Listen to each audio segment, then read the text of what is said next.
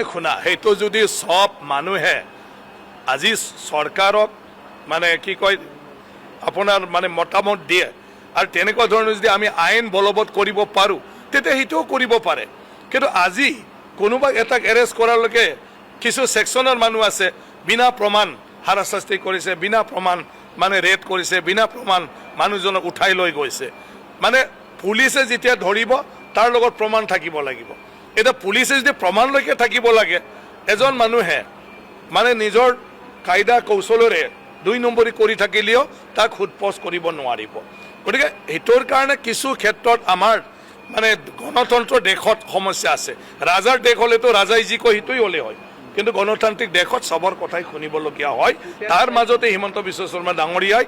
আজি কৰ্তে যিমান কঠোৰৰ পৰা কঠোৰ ব্যৱস্থা কৰিব লাগে সেইটো কৰি আছে সেইকাৰণে অসমৰ ৰাইজে পূৰ্ণাংগভাৱে হিমন্ত বিশ্ব শৰ্মা ডাঙৰীয়াক সহযোগ কৰিব লাগে না না মই সেইকাৰণে কৈছোঁ শ্বুটেড ছাইট এইবিলাক মানে সবটোৱে মানে আপোনাৰ অসম্ভৱ নহয় সম্ভৱ কিন্তু গণতান্ত্ৰিক দেশ হিচাপে আজি আমি মানে আইনগতভাৱে এইটো ঠিক কৰি ল'ব লাগিব নহ'লে যিয়ে গুলি মাৰিব তাৰ চাকৰি গুচি যাব সি জেলত যাব লাগিব গতিকে আইনটো আমি সব পাল্টি চাব লাগিব যিসকলে কৈছে বিধানসভাত এই বিলৰ কাৰণে মানে ক'লে মই ভাবোঁ বিধানসভাত ইয়াৰ ওপৰত চৰ্চা হ'ব পাৰে আৰু সবে যদি একমত তেনেকুৱা